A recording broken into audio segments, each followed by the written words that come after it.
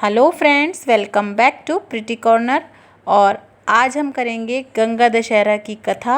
गंगा दशहरा की घर पर ही सरल तरीके से पूजा कैसे कर सकते हैं उसकी वीडियो चैनल पर आ चुकी है, आप जाके चेक कर सकते हैं।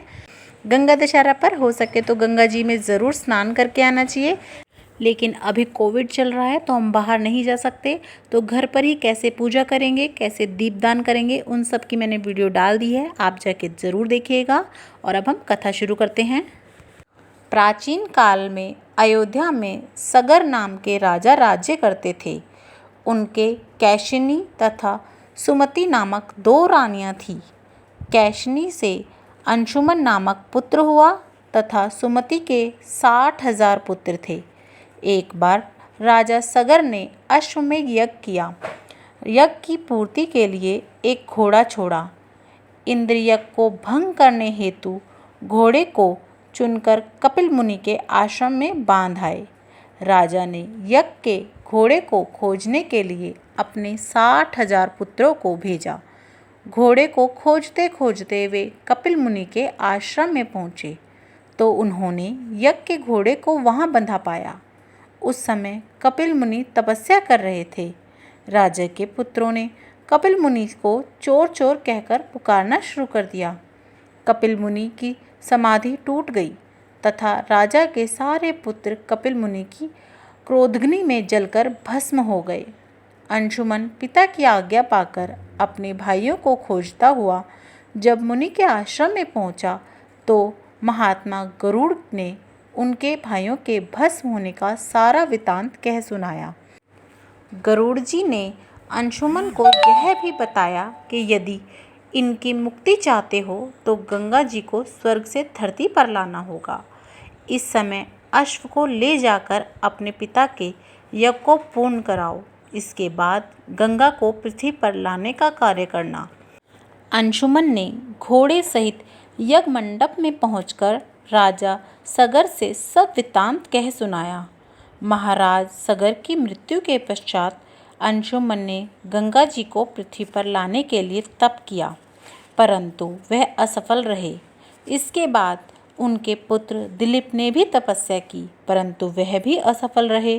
अंत में दिलीप के पुत्र भगीरथ ने गंगा जी को पृथ्वी पर लाने के लिए गोकर्ण तीर्थ में जाकर कठोर तपस्या की।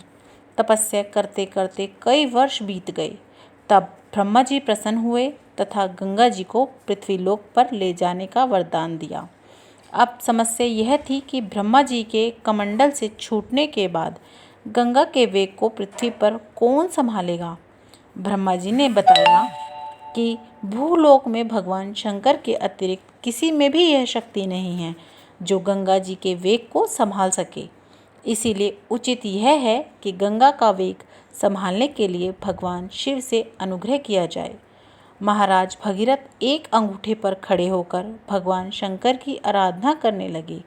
उनकी कठोर तपस्या से प्रसन्न होकर शिवजी गंगा को अपनी जटाओं में संभालने के लिए तैयार हो गए। गंगा जी जब देवलोक से पृथ्वी की ओर बढ़ी तो शिवजी ने गंगा जी की धारा को अपनी जटाओं में समेट लिया। कई वर्षों तक गंगा जी को जटाओं से बाहर निकलने का पथ न मिल सका। भगीरथ के पुनः अनुनय विनय करने पर शिवजी गंगा को अपनी जटाओं से मुक्त करने के लिए तैयार हुए। इस प्रकार शिव की जटाओं से छूटकर गंगा जी हिमालय की घाटियों में कलकल निनाद करके मैदानों की ओर बढ़ी।